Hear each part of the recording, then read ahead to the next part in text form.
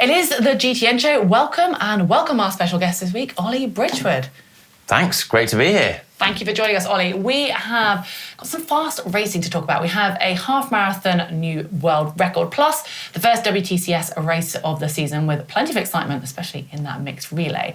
And we've got a couple of talking points, which I want to know Ollie's opinion. Now, first up, Ollie, what are your thoughts on a device that might be able to eliminate drafting for all of long-distance triathlon? Why do you want to do that? Just make it draft legal. Okay, I think we might need to come back to that point later on in the show. Do I dare ask what your thoughts might be on IRONMAN banning certain running shoes? It's not athletics. Right. I think we've got plenty of questions. We have a lot to chat about on this week's show.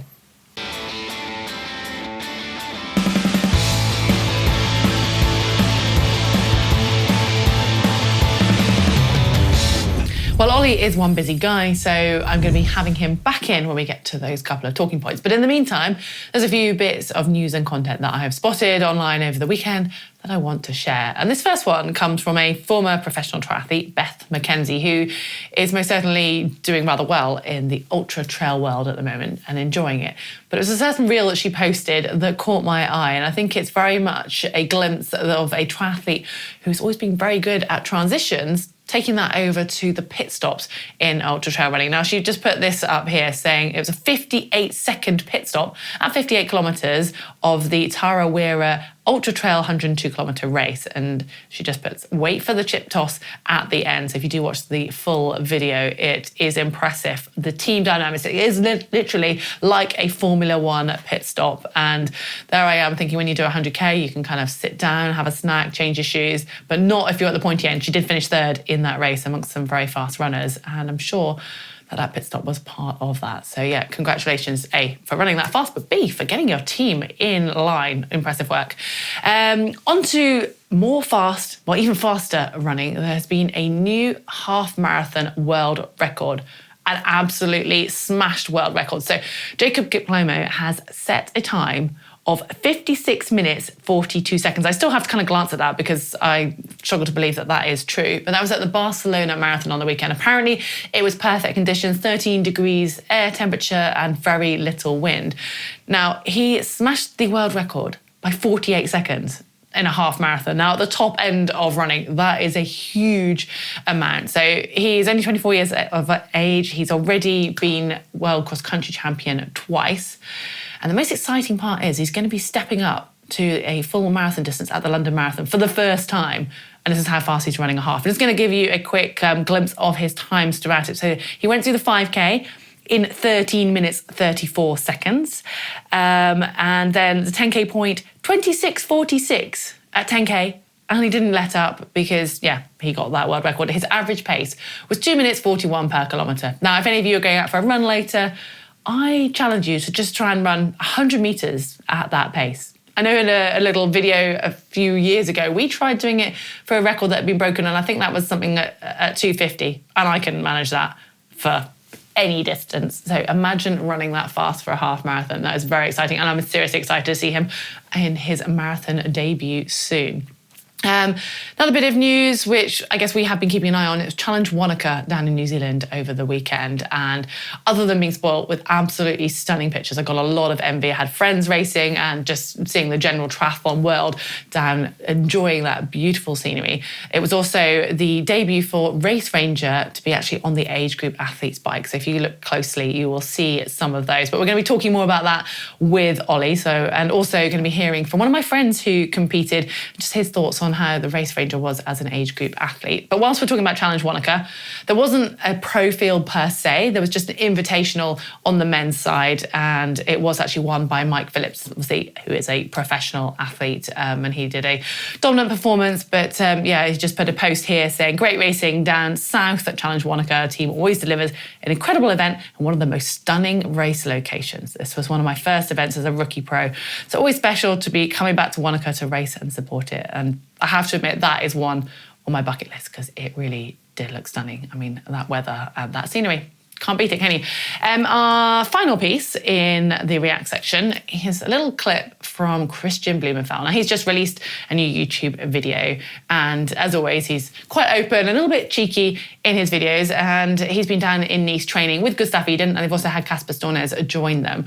Now, this year is a little bit different for the Norwegians in the fact that they have sort of stepped further away from Olav Alexander Boo, their coach. They're still collaborating, as they put it, but they are not being coached by him sort of day to day, actually on site, and also day to day with the feedback. And Kristian did sort of allude to the fact that could they be now sort of stepping onto the territory that has previously been owned by Lionel Sanders with self-coaching?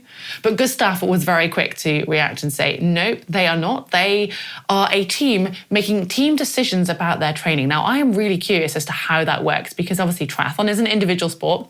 Yes, you can be coached by one coach, but as we know, Kristian and Gustav and Kasper are all very different athletes with different approaches, different needs. So I'm curious as to how, when the season goes on, how that's going to work when someone might want to do a certain ride and then someone else is like, oh no, I don't think that's right for us or for them. I mean, they're very experienced and very intelligent guys, so I'm sure they're just having a bit of fun and it will be working. But it's exciting to hear that they have, all three of them, entered Oceanside 70.3, which is coming up in just a couple of months' time. They're coming to the end of their training camp in Nice, and it looks like, yeah, they've been having fun. It's going to be interesting to see what their form is like, but they are threatening that the Norwegian hype train is back. On to Tri News now, and we just have one piece of news that comes from Europe Triathlon and from XTERRA, because we have a new collaboration, or I could say a repeat, because back in 2021, we saw XTERRA and Europe Triathlon co-host the European Cross Triathlon Championships in Italy. Well, that was a real success, and it's this time no time for Czech Republic to do the same. So we're going to see the 2025 Cross Triathlon and Cross Duathlon Championships held in Prachatice in the Czech Republic, which has been the host of the XTERRA World Tour for quite a few years now. So they are very much ready for the event, and it's just another way to hopefully expand the world of cross triathlon and get both worlds to come together for a brilliant event. So looking forward to that one. Okay, it's time to bring Ollie back in for his words of wisdom. So steady on. We're going to start off by covering the topic that IRONMAN have just released their rules, or their list of prohibited running shoes. And they have basically saying that they are now going to go by the World Athletics rules on what shoes are banned. And for the avoidance of doubt, they've also put on their website that this includes running shoes with a stack height sole thickness of greater than 40 mil are prohibited and will result in disqualification. Shoes containing more than one plate of rigid structure are prohibited and will result in disqualification. So pretty firm words there around it. Now, to give you and the viewers, if you're not sure, a little bit of a background. So back in 2020, World Athletics introduced these rules for their races. That was ahead of Tokyo Olympics, when shoe companies were really pushing the boundaries. However, triathlon's been a bit further behind. In October 2022, Gustav Iden won the Ironman World Championships in a prototype shoe that was made by On. It had 50 mil stack height, looked pretty crazy. He ran 2:36.14, which was incredibly fast for triathlon. And then in 2023, World Triathlon, so separate to Ironman, actually decided that they were going to follow World Athletic rules, those rules we've just heard. And now Ironman, along with that, have actually put the list of shoes that are not allowed. Apparently that's not necessarily every shoe, because obviously shoes are coming out, but I just want to know what your thoughts are, like comparing that to cycling, when you have quite strict rules, and we've been having that free rein and we're bringing it back. Yeah. Do you think we should have these rules? Well, how much difference do they make? I've not run with these crazy shoes. How much difference are we talking? By looking at the times, a lot. We are seeing the fastest time. So we saw Patrick Langer wear an illegal pair, and he's got the fastest run time in an Ironman now. Challenge Ross still allows, in the past has allowed these shoes, so we're seeing the quickest times ever. So they are making a considerable... 2 minutes in a marathon, or...? Why not? I mean, I really don't know, because I haven't worn them myself, but the top end, the guys that are running in the 2:30s, it's a minute potentially. It's a game changer for them at that level. I mean, whether that is at age groups, that's another conversation. Yeah. But yes, it is, if not, it makes a difference. So it's either got to be allowed or not, because otherwise it is unfair if someone has them and someone doesn't. Yeah. So from the outside looking in, I feel there's a big contradiction here, right? In that you have, like, athletics, I get it, because it's like the World Athletics Association, that's all about the purity of the event. You can't, like, turn up to the javelin with a more aerodynamic javelin. Do you know what I mean? It's like, it's the stock javelin you have to use. Like, you can't, do you know what I mean? Like, that is true. That's the whole point. They're trying to like compare stuff that's the same from 50 years ago as what it is now. So I get that. But triathlon, well, Ironman triathlon has never been that. It's always been about equipment and like the advancement. And I guess from a cycling point of view, you probably enjoy seeing where the bikes are pushing it. Yeah, in like certain disciplines and stuff within cycling, yeah, like, and then the technology is a big part of Ironman, and you don't have anywhere near the same sort of restrictions when it comes to the swim, and you get like a super hydrodynamic wetsuit, you know, you get like a bike, the bikes are crazy. They are crazy. That is where the biggest gains are on the bike. Way bigger gains on the bike, and they're not banning stuff to the same extent on the bike. No, they are changing the rules continually because people are pushing it, and I'm sure, you know, we've had conversations with you off camera about, you know, the putting a bottle down your top, making it more aero, like which is no longer Joe Skipper's allowed. like arm water bottles, ridiculous. Yeah. Like, you've got to draw the line somewhere. So talking of drawing the line somewhere, going back to the shoe, do you think we should be drawing the line here? Do you think that age groupers should have separate rules to pros? I mean, well, that's the other can of worms, isn't it? Yeah. It's like, okay, maybe you can police this for like the top people at Kona, but the pros, but how do you police it for all the other participants in a triathlon? This is the really big, you know, I am totally with you on that one. And, you know, they've put this list out, but yet they're saying, you know, new shoes are coming out all the time. Should the onus be on an age group athlete who's gone to their local running store and said, right, I want a fast pair of shoes for this race, and they've bought this very expensive, we have to know, pair of shoes.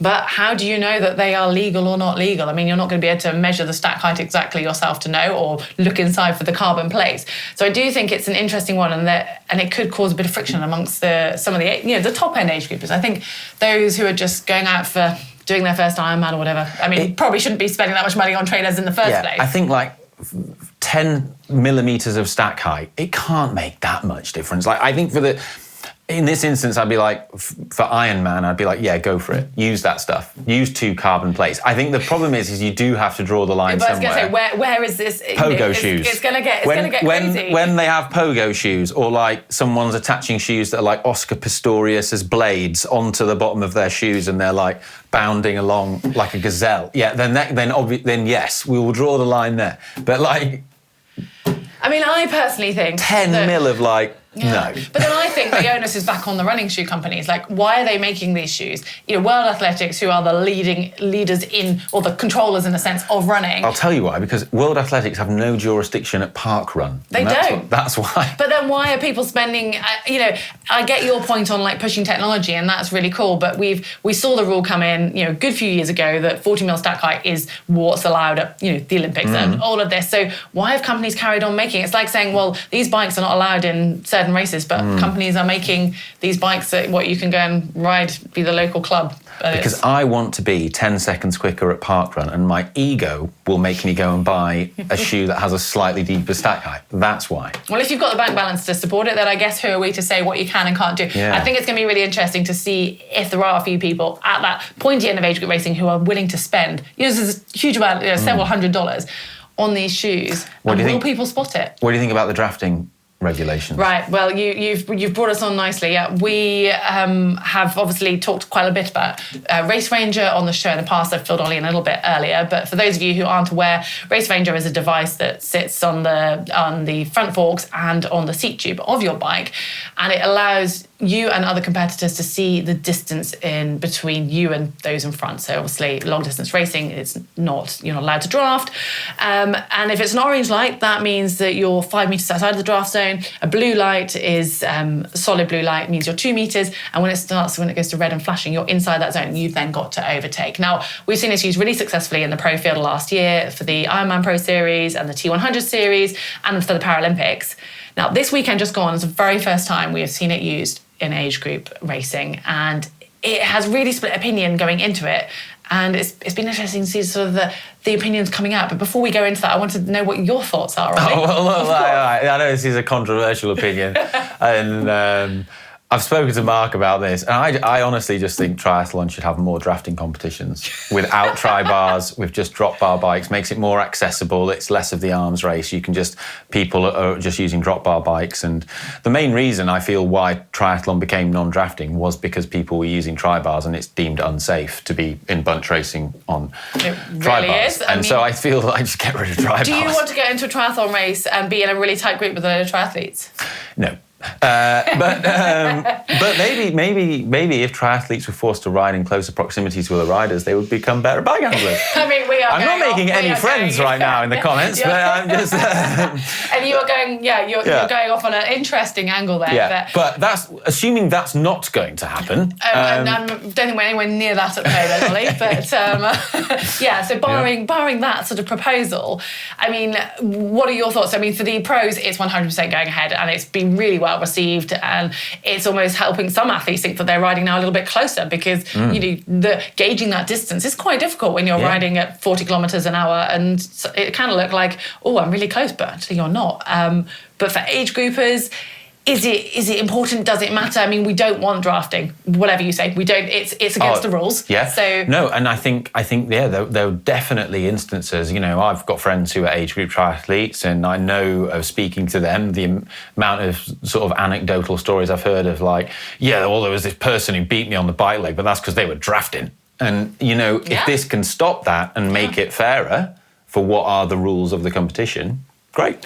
I mean, this race, it was Challenge Wanaka, and the 270 athletes, that they put the device on. They didn't quite have enough devices for everybody, so I think 55 plus age group didn't, and the relay races didn't. But it does seem, from hearing the feedback from Race Ranger, that there was the feeling that there was less drafting going on. I actually spoke to one of my friends who was a top age grouper. He finished second in his race, and he actually had some interesting insights just on his overall experience. Overall feelings, Race Ranger was good.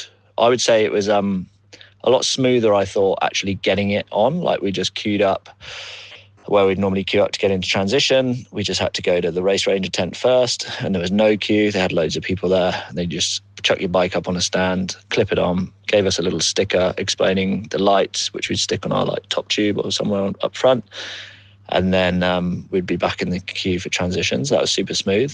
It probably wasn't where I would have thought 12 metres would have been. I probably would have been a bit closer, left to my own devices. So that was useful. We also saw less drafting than we had done before, and less penalties being given out. Maybe in top end age groups at sort of top end events, so like the sub-9 at Roth, you could sort of see it potentially being used usefully in a group like that. You'd still have other people on course, but actually the people wanting, the age groupers wanting to go sort of top end, it'd be quite good to sort of enforce that, and we do feel it does definitely make the racing fairer. And was anyone reprimanded at this event for? There were 4 drafting penalties. Race Ranger don't know actually if that was from their device or not, so the referees at the moment use it as guidance. They're hoping to develop it further so that it'll be able to communicate straight to referees, and they can see if there's reoccurring drafting offenders, so they can go to them or find them in the race, and they have to then witness it. They're also hoping to make the device so that you can track your friends and family. I think that, for me, that could be a really key part, because often you're watching and you get the updates every half an hour of how your friends are doing. So it's interesting. I don't know if the budget, another thing that actually they were asked when they were checking, would you pay extra to your entry fee? I mean, I don't know your thoughts on that. If you were doing a race, cycling related, whatever, if it meant it could be more fair, would you be happy to pay an extra £30 or an extra $50 on your entry? It's a lot of money. If that's what the surcharge is going to be. At the time. I don't know what it's going to be, but I would not be that happy about that. I think that's a big. If the surcharge is big, I don't mind paying more for. There's things I would happily pay more for, like closed roads, or an accurate timing chip system, that kind of stuff. I think it's great, or really, really good feed zones. Bang on with that. Luxury. I mean, that might not help your transition time. But I think that was the general consensus. I think a few of the athletes at the top end would maybe, because they want that, if they're really racing safer at Kona and things like that. And this race had enough space as well, because that's another issue. if some of these crowded races, is there actually enough room for everyone to be 12 metres apart? That's a conversation. That is a good point. For another day. Massive field of age groupers. Yeah. So it had mixed reactions, but I think overall positive down there, but it's quite a nice sort of then challenge Wanaka, lots of space, quite a nice vibe anyway. With that, some people are questioning, is it necessary? But the debate continues. But Ollie, I would just like to put back at you, if triathlon went to draft legal for everything, where would time trialling get its tech innovations from? I mean, this is the thing, I'm a nerd and I love all the time trialling tech and all that sort of stuff, but... You need us. You need us to have I do feel that, but non-drafting races. But I mean, we're getting to a deeper point now, but I have been pondering, does cycling need time trialling? Like with time trial bikes? I'm thinking, if it makes the sport more accessible to people, drop bar bikes. Oh my God, there's a beautiful TT bike on the wall here. We'll cry over that later. I think, Ollie, before we go any deeper, we are going to say thank you for your contributions and thanks for having me. hopefully see you again sometime. Cheers. Thanks. On to race news now, and like I said, there was no pro field at Challenge Wanaka, so the big race of the weekend was the start of the World Triathlon Championship Series in Abu Dhabi, the first one of this new Olympic cycle, and it was very exciting racing indeed. On the women's field, it was Germany who absolutely dominated. So only the third time ever in the women's history that we've seen one country take up the whole podium. Yeah, Germany had first, second, and third, and it came down to an incredibly exciting running race at the end. There were 4 athletes in the mix. Fourth place, Leonie Perriot just missed out, not able to hang on to the pace of the Germans. But there was just 1 second separating the winner, Lisa Tersch, ahead of Nina Elm in second place and Laura Lindemann third. So 54.29, 54.30 and 54.31. I mean, that is a very strong performance from one nation with just 2 seconds separating them. I mean, I'm sure they all trained together and knew what was going on and who had their stronger kick at the end, but it sounded a really exciting race to watch indeed. The men's race was won by the favourite, the Olympic silver medalist from Paris. Hayden Wilde was back to short course racing, which was a delight to see, and did put on an incredibly strong performance. He did have a great race in the run. It was obviously short courses, so it was a 5K run at the end, and it was Matt Hauser who they were kind of toing and froing, a bit of cat and mouse, but Hayden Wilde, I think, had the confidence that he would have that strength at the end, and yet took the win. Say comfortably, it was only by 2 seconds, but I think he knew that he had that one. So second place to Matt Hauser, and Vasco Balata of Portugal took the bronze. Now, the real excitement drama, whatever you want to call it, came in the team mixed relay. Now, obviously, we know that event can bring a lot of excitement, as we saw in Paris when the French team crashed out, and then we had that incredible sprint finish. Well, there was sadly drama again on the bike leg, and the leading 5 teams all came down, and sadly we had 3 teams that DNF. So Switzerland came out of the race, Portugal and Great Britain were sadly all out of the race after they didn't manage to get back on the bikes. And Germany, at that point, were currently in last place of the 11 teams. They were 11th and adrift, not just outside in the pack. But they had an incredibly strong second half, and obviously as a result of that crash as well, that brought them back more into the mix. And they ended up taking the win. So coming from 11th to 1st with an incredibly strong performance at the end. And it was Henry Graff who ran the final leg to take the tape. Team USA finished in second place, and it was the Italians who finished third at the end of that drama. But obviously, it's very early on in the series. We saw lots of lots of teams mixing up their mixed relay teams and putting in new athletes to give them the experience. And it's going to be interesting to see how the next 4 years unfolds. And you'll also probably notice that it was women, men, like we talked about a couple of weeks ago, that order has now changed, and that will stay the same for this full Olympic cycle. Try Spy, your favourite part of the show, where you get to show off your knowledge now of triathlon courses, no longer your knowledge of the pros' faces close up. And last week we had a new bike route, but it seems that you guys are a little bit too good at this. We did have the first answer correct from T. Pelton, said Try Spy Nice. Yep, you were spot on. We did only have one incorrect answer. Don't know if I can read your name out. Alex Konoff, sorry, it wasn't Try Spy Roth. You obviously didn't watch the show a couple of weeks ago. That was our opener, was Roth. But good try anyway. We also had Chris Delber saying, of course, Nice, though Course Nice, though coarse but beautiful. I mean, we agree it's a beautiful course. I'm not quite sure what you're saying there. Jacob Brown said 100% Ironman Nice. MMDDQD, that looks like Nice. Would love to race it someday. Glastos, Nice Ironman. I struggled through this in September 23, but loved it. Awesome.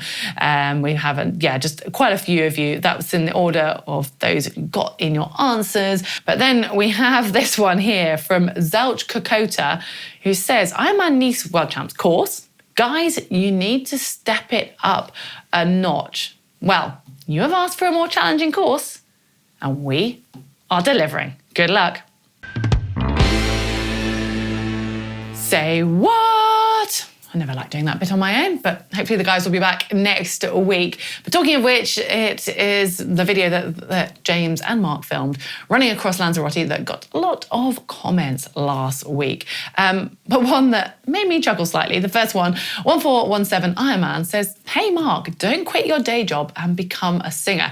Now, that is harsh, and it's particularly harsh because it was James that was singing.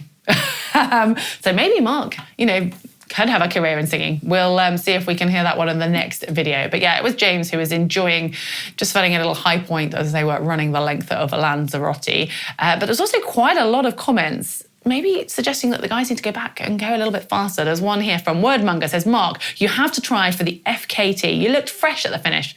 Yeah, he did annoyingly look rather fresh, didn't he?